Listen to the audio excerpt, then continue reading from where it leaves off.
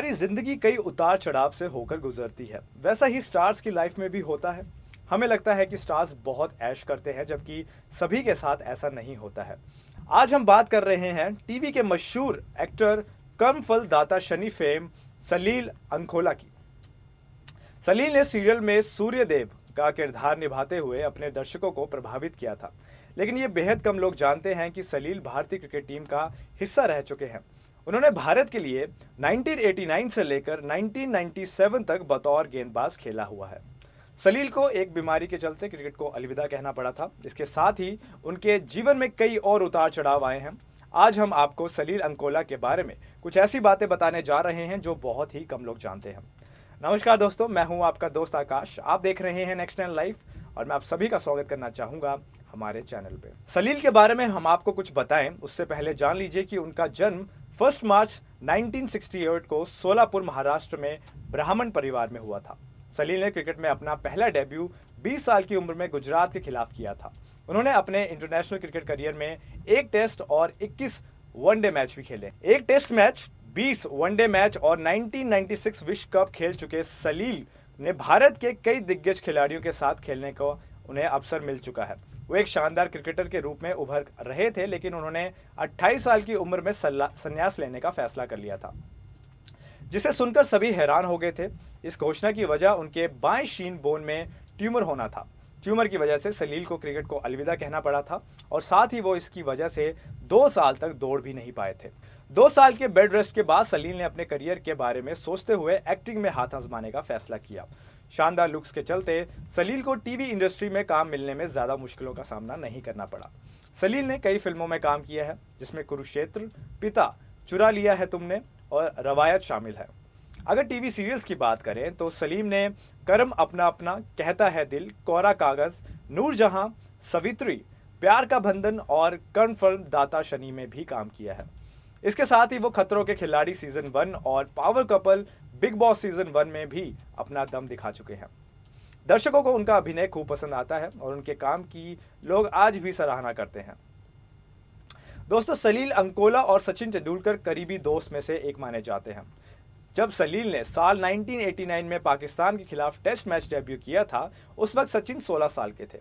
उस test match के दौरान उन्होंने रवि शास्त्री और कपिल देव के साथ एक ही डाइनिंग रूम में खाना खाया था। सलील ने एक बार बताया था कि भले ही उन्होंने क्रिकेट की दुनिया को अपनी बीमारी के कारण बहुत पहले ही अलविदा कह दिया हो, लेकिन सचिन से आज भी वो संपर्क में हैं और वह दोनों काफी करीबी दोस्त भी हैं। सलील ने अपने ट्यूमर के चलते क्रिकेट की दुनिया से संन्यास ले लिया था, लेकिन इसी बीच उन्हें नशे की बुरी आदत ने भी जकड़ लिया था। सलील ने एक इंटरव्यू में बताया था कि क्रिकेट की दुनिया से अलग होने के बाद मैं तनाव, परेशानी और डिप्रेशन का शिकार हो गया था। यहाँ तक कि मुझे नशे की लत लग गई थी। मेरी पहली वाइफ से मनमुटाव होता चला गया। मेरे पेरेंट्स ने मुझे रिहेबिलिटेशन सेंटर में एडमिट करवा दिया। मैं ठीक होकर घर लौटा तो मेरी वाइफ मेरे घर से ही नहीं, मेरी जिंदगी से हमेशा के लिए चली गई थी।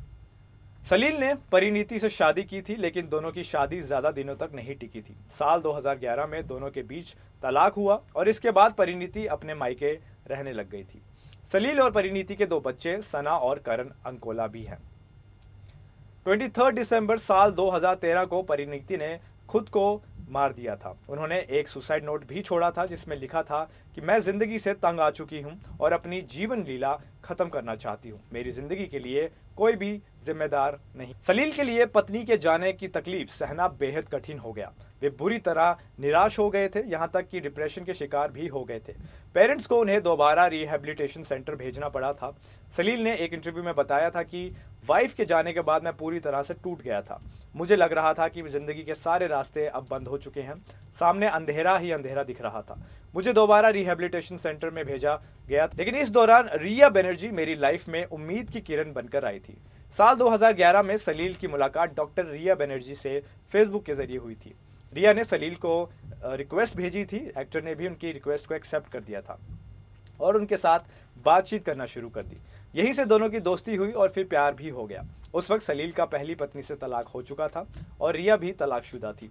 दोनों ने शादी करने का फैसला किया और साल 2013 में कोर्ट मैरिज कर ली। रिया को लेकर सलील ने कहा था कि पहले हम दोस्त बने और फिर दोनों के बीच प्यार हो गया। कुछ पता ही नहीं चला कि ये सब कैसे हुआ। हमारा प्रेम सहानुभूति के कारण नहीं, बल्कि एक दूसरे को मिले सुरों के कारण है। रिया बेहद स्ट्रॉन्ग लड़की है, मुझे उस पर, उसके विचारों पर, उसकी क्षमताओं पर बेहद नाज है। रिया ने मेरे जीवन के सारे महीनों को बदल दिया है। दोस्तों, सलील और रिया की केमिस्ट्री रियल लाइफ में ही नहीं, ऑन स्क्रीन भी बहुत ज़्यादा अच्छी है। सलील ने शो पावर कपल में जाने से पहले कहा था कि सोनी ने हमारे केमिस्ट्री देखकर हमें अपने शो पावर कपल में शामिल होने का मौका दिया है। शो में प्रेम के हर इम्तिहान में हम कसौटी पर उतरे हैं। इस पर रिया ने कहा था कि जीवन की आपाधापी में हमने वैलेंटाइन डे कभी नहीं मनाया था। पहली बार सलील और मैंने पावर कपल के शो में एक अनोखे अंदाज में प्यार को सेलिब्रेट किया था। हम दोनों ने आज तक एक दूसरे के सोहबत में जो नहीं किया, उन सभी रोमांटिक बातों को हमने किसी सपने की तरह पावर कपल के शूटिंग के दौरान पूरा कर लिया था। फिलहाल सलील और रिया की केमिस्ट्री उनके फैंस को भी बहुत पसंद आती है। दोनों कपल गोल सेट करते रहते हैं और हम आशा करते हैं कि रिया और सलील के बीच प्यार यूं ही बरकरार भी रहे। तो दोस्तों, ये थी हमारी आज की स्टोरी। उम्मीद है आपको स्टोरी पसंद आई होगी। अगर स्टोरी अच्छी लगी हो तो इसे लाइक ज़रूर कर दीजिएगा। मैं आपको मिलूंगा अगली वीडियो पे। तब तक के लिए नमस्कार।